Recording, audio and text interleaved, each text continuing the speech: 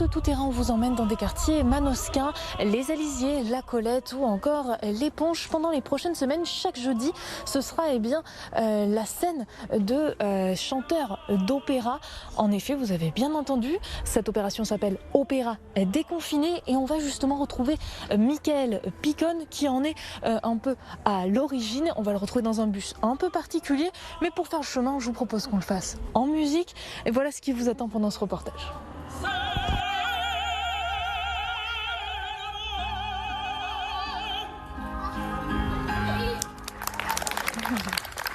Donc nous sommes à bord de The Bus avec Michael Picone. Alors, dites-nous un peu, pourquoi tout simplement l'opéra déconfiné? C'est imposé lors du premier confinement. C'est-à-dire que ça a été une période terrible d'isolement. Les gens étaient bloqués chez eux, ils ne pouvaient plus sortir. Et la culture, c'est ce qui nous permet de nous rassembler. De nous rassembler, c'est ce qui permet de garder le lien entre nous.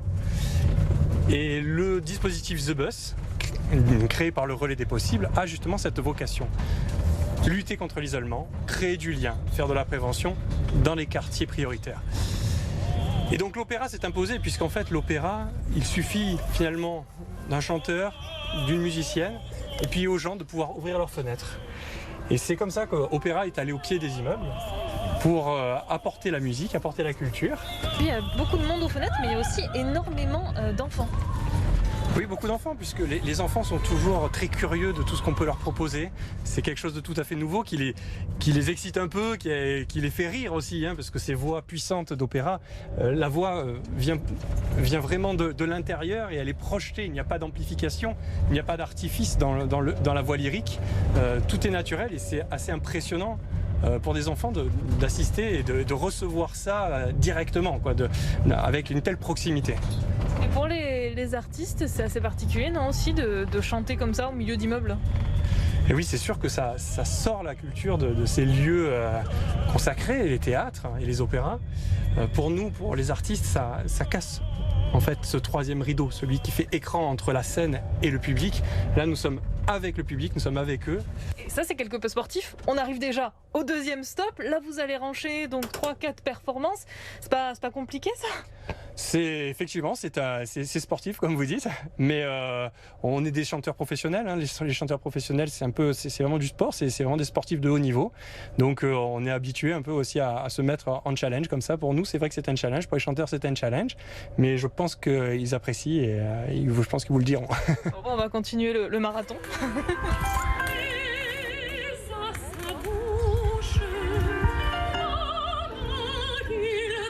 Nous sommes donc arrivés au deuxième lieu, nous sommes à la résidence des Alisiers et le temps qu'on se prépare, on va justement aller voir nos deux artistes, donc Stéphane et Morgane.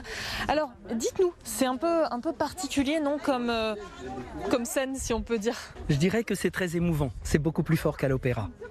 Parce que là, nous vivons nous-mêmes au cœur de ces gens qui découvrent pour beaucoup l'opéra et pour d'autres qui l'avaient peut-être entendu autrement, peut-être même à ma fenêtre, puisque de la fenêtre je suis passé à sous les fenêtres et c'est très très bien. Je suis content qu'à l'initiative de Michael Picone et du Calms, justement, cette action solidaire, ce type d'action puisse se faire.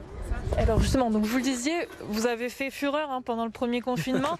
Donc Stéphane Sénéchal, voilà, vous étiez depuis votre appartement parisien, vous avez pu faire profiter de votre voix. Mais justement, là, le fait de voir que vous avez un public qui n'est initialement pas venu pour ça, est-ce que ça montre que l'opéra, au final, c'est plus accessible que ce qu'on pourrait le croire?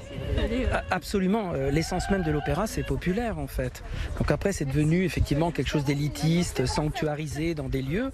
Mais ce qui est merveilleux en chantant ici, enfin pour moi, c'était d'évidence, tout naturel et directement au contact des personnes. Et puis peut-être même créer des vocations, parce que là, je vois plein de jeunes, ils ont adoré. Vous voyez, donc c'est extraordinaire en fait.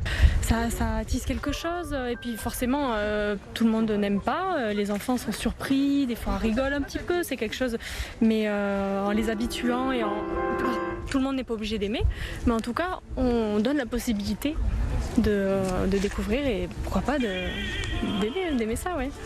Et c'est pas compliqué de enchaîner des spectacles? D'énergie. Mais en même temps, on reste dedans aussi. On est concentré et puis, mais c'est de l'énergie et ouais. Vous savez là, Je crois que, en fait, oui, c'est effectivement difficile, mais on est poussé par cette idée de la solidarité.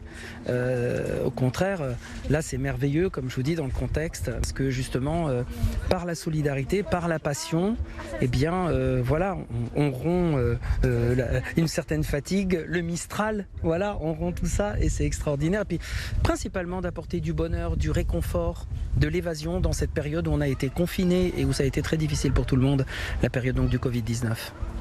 Merci beaucoup à tous les deux. Je vais vous laisser faire votre prestation. Direction la résidence La Colette à présent pour terminer ce reportage.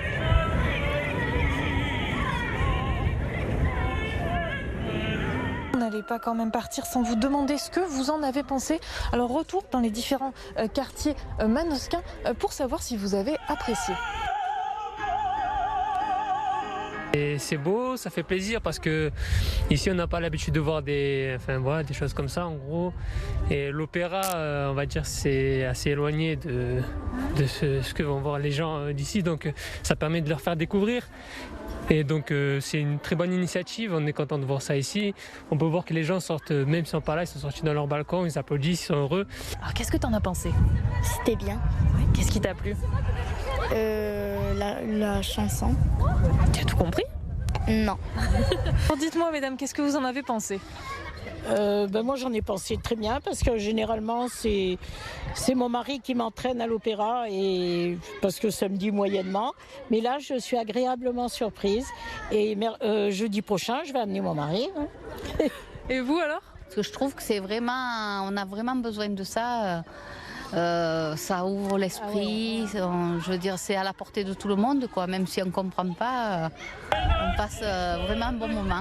La culture se déconfine tout doucement en même temps que nous. On espère que vous avez apprécié ce tout-terrain et on vous laisse bien entendu sur une belle musique d'opéra.